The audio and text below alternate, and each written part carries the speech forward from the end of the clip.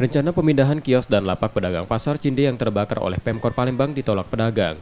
Pedagang enggan pindah lantaran sudah puluhan tahun berdagang di pasar tersebut. Mereka meminta perbaikan lebih awal dilakukan agar layak untuk berdagang dalam waktu dekat. Sebagian pedagang kini membersihkan sisa kebakaran dari kios dan lapak yang mayoritas menjual buah dan sayur. Pak, ini sudah ada instruksi belum dari Pemkot untuk pemindahan lapak sementara mungkin di tempat lain? Belum ada. Jika memang nantinya akan ada pemindahan atau instruksi pemindahan dari pemerintah ke tempat pasar lain, apakah mau? Mungkin pikir-pikir dulu, Bu. Masalahnya dari dulu sampai sekarang saya hidup di Cinde ini lah, Bu. Jadi harapannya apa nih, Pak? Harapan saya ya mau ngambil lapak di Cinde ini lah, Bu. Jadi untuk harapannya untuk segera melakukan pembenahan ya gitu ya atau perbaikan terkait dengan pasca insiden ini.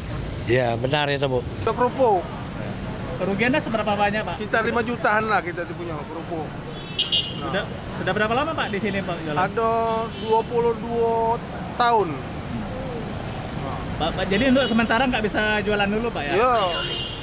Pak, tadi ditawarkan untuk pindah, Pak, ke tempat Ya, lain. pindah tuh nyingok-nyingok langganan kita kan sini kan lo tahu. Ya mau cepet bangun lah, dibangun ke cepetnya. Kita pacak masuk lagi, jualan lagi kan. Biar sepi-sepi kan langganan lama ada gitu. Nah, itulah. Tapi kalau disuruh pindah, Bapak nggak mau? Pikir-pikir dulu, Kak.